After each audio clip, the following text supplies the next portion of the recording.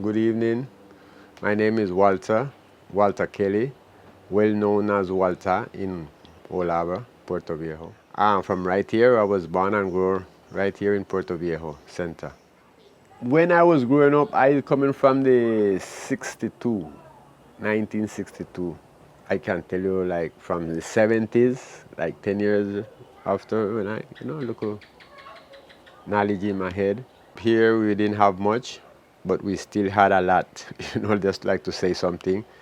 Very rich. The places we had everything we needed over here. So, I mean, we always creative to make our own toys. We go fishing. We do a lot of things. We draw, we sing, we play music, we play soccer. A lot of things. Actually, everything. We are like the Caribbean really hot. We keep ourselves very active. So we used to have just couple houses. For you to get to a certain place, you didn't have no transportation. You had to use horses or you go by boat. Like you see, Manzanillo and Coclis, all those places, there were no road, right? We used to ride the horses on the edge of the beach. Goes well with the time, things going passing by. I mean, my growing up here was happy, nice. It wasn't so much about, but we used to live very loving. We didn't have to worry about nothing because everybody take care of everybody. You could go to the shop, as I remember that, and your house stay open. You don't have to think about I have to lock the window, lock the door like this because you're going out.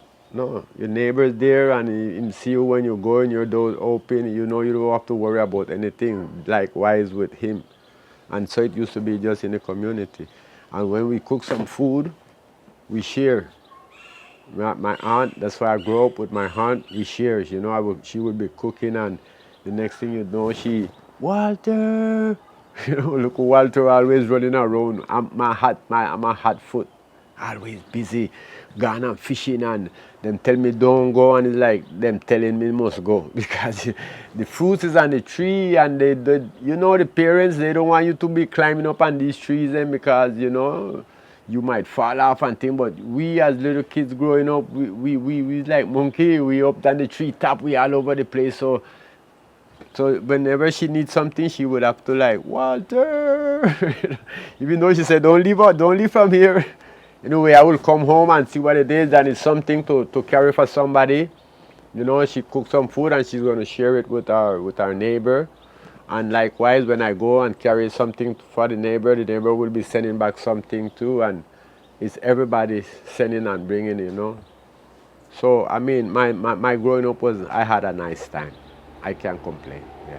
And everything was in abundance too. My favorite artist, me, myself. Yeah. No, I like Gregory Isaac. I like Gregory Isaac and Dennis Brown and those old school artists. I like rootical music. Rootical music is like music with message. Cultural music. Because in this life what we live in, many of us gone in a different direction. So sometimes in the music I bring out message, messenger music. I like to sing, like freestyle. I never like writing up my own music, but everything is already in my mind, my heart's, it's already there, I like to give praises to the Most High, which is part of my singing. My singing is to sing praises to the Almighty. So many of my songs is about thank you Lord for everything, and everything is just about giving praises to the Most High. My song is. Even Bob Marley, Peter Tosh, Loke Doob, because the music it's spiritual and cultural at the same time. Music with message, music remind every music, so to remind you who you are, where you're coming from. So there's always some message in the music there. Yeah, I personally don't eat no flesh, like what is chicken or beef, no lobster, no crab, none of those things. It's not necessary. It's already in the book where the Most High say He have gave us green herbs, and for us it shall be meat. So that's my meat. After the knowledge, after I get that, I don't really need no other meat. You know what I mean? But He says if you wanted to eat meat, you could eat of this kind and of this kind. You know? But I choose not to eat none of the kind. I will eat a fish once in a while, but it will have to have some scale on it, right? And otherwise, from that, vegetable, coconut, anything else, fruits, plenty fruits, you know. I feel good. I feel healthy. I don't feel like my body really need no flesh. You know, a lot of greens and fruits and water. You know, so many nice things out there. You know, a lot of chocolate. Chocolate was our main sustain. You know, everybody have chocolate farm. I guess we have what you say, a enemy. You know, we have a enemy out there. You know that he doesn't want to see us prosper. You know, when they see us good, it doesn't suit them for us to independ ourselves and live up our own. You know, people been looking and watching and checking our lifestyle. You know, some do things not knowing that we are here. They just go by the plane and pass over the land and they just see a nice green jungle land, you know. So they do things, make marks and things like that, not knowing that people is here living, having their farms and things like that. You know, so they do some kind of law just to mess us up, you know, try to take away what is or what we work for, you know, because these places here built up by the same little community what I'm telling you about, 17, 18 person, like men. That was like 17 houses, right? Different families, 17 different families. And when they were going to build up this place, it's like 17 person going to go and work at one person property. Everybody from the community will go and help build this brother farm. You know, after his farm is finished, built and things like that, then they will choose another day to go with another brethren and make his farm as well. And that's how actually everybody had their farm. You know, in the jungle, I go 1 week, we're going to work 1 week with you. Next week, hey, we're going to work with him, and until anytime my time come, everybody going to come and work with me too. And so, you know, it's like a unity thing, but yeah, that's gone. So when they see that we are living pretty good and we have everything, so they're trying to see how they can capture the land. See what they're going to do to take away the land from us somehow with their laws, with their system, right? Because them start coming in with laws and that this is the Indian Reserve and this is this, and them start to separating things, you understand? That time we are already here. We already have this place built up, okay? And then they do some tricks, you know, like mess up on our plantation. You know, they spray disease in the air and mess up on the chocolate farming. It's one of the strategy that they use, you know, so that they to see if we can let loose off our land, you know. And then they come after they don't do all the damage. You they come with dollars, money offer us because yeah, we're not making the money like we should. Again, chocolate farm is down, so plenty of my family and people that have their land start leaving it in abandon. You know, them start working it, them start investing their money in there. From the in the beginning, when the diseases start, yes, they tell them that they could use this kind of disease, they could use this to spray the land, spray the trees to see if it could get better. It get worse, you know what I mean? So people look good, yeah, the tree them look pretty, like plenty chocolate is coming, but to the end, when you break the chocolate open, it's no good. It's like the 80-90% of the chocolate is bad.